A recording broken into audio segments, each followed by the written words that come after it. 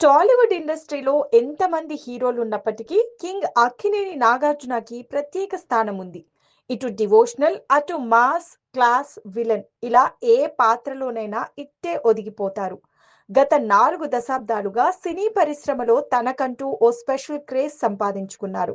ఒకవైపు భారీ ఆఫర్లు వదులుకున్నా నాగార్జున తన ప్రతిష్టాత్మక 100వ సినిమాపై పూర్తి ఫోకస్ పెట్టారు. ఈ తరుణంలో 1300 కోట్ల కలెక్షన్ల మూవీని అందుకున్న సినిమా ఆఫర్‌ను వదులుకున్నారట. ఇంతకీ ఆ మూవీ ఏంటి? ఎందుకు ఆ భారీ ఆఫర్‌ను వదులుకున్నారు అనేది హాట్ టాపిక్‌గా మారింది. నాగార్జున వదులుకున్న భారీ ఆఫర్ ఏంటో కాదు. Bollywood block buster cinema 'Dhurandhar'. Ranveer Singh హీరోగా తెరకెక్కిన 'దురంధర్' డిసెంబర్ 5న వరల్డ్ వైడ్‌గా విడుదలై ఈ సినిమా 1300 కోట్లకు పైగా కలెక్షన్లు రాబట్టి ఇండస్ట్రీ హిట్‌గా నిలిచింది. హీరోగా రణ్వీర్ నటనతో పాటు విలన్ పాత్రలో అక్షయ్ ఖన్నా ఇచ్చిన పెర్ఫార్మెన్స్‌కు విమర్శకుల నుంచి, ప్రేక్షకుల నుంచి విపరీతమైన ప్రశంసలొచ్చాయి. కొన్ని సన్నివేశాల్లో అయితే హీరోకే సమానంగా, కొన్ని చోట్ల మించిన ఇంపాక్ట్ ఇచ్చాడని కామెంట్స్ వినిపించాయి.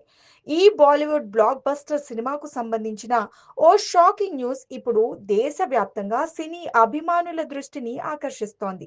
ఈ సినిమాలో పవర్‌ఫుల్ విలన్ పాత్ర కోసం మొదటగా దర్శకుడు ఆదిత్య ధర్ నాగార్జునను సంప్రదించారట. స్టోరీ, క్యారెక్టర్ లేయర్స్ నాకు చాలా నచ్చాయని సమాచారం. ప్రత్యేకంగా నెగెటివ్ షేడ్స్ ఉన్న పాత్రలో తనను కొత్తగా చూపించే అవకాశం ఉందని ఆయన భావించారట. అయితే అదే సమయంలో నాగార్జున ఇప్పటికే 2 భారీ ప్రాజెక్టులకు కమిట్ అయ్యారు.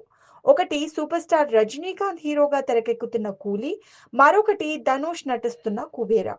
ఈ 2 సినిమాల్లోనూ నాగార్జున నెగెటివ్ షేడ్స్ ఉన్న కీలక పాత్రలో నటిస్తున్నారు. 2 షూటింగ్స్ ఒకేసారి జరగడంతో 'దురంధర్'కు అవసరమైన బల్క్ డేట్స్ ఇవ్వడం సాధ్యం కాలేదట.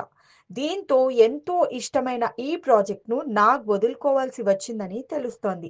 నాగార్జున డేట్స్ ఇవ్వలేకపోవడంతో ఆ పాత్ర అక్షయ్ ఖన్నాకు వెళ్ళింది. అక్షయ్ ఖన్నా కూడా ఆ క్యారెక్టర్‌కు పూర్తి న్యాయం చేశాడని విమర్శకులు సైతం ప్రశంసలు కురిపిస్తున్నారు.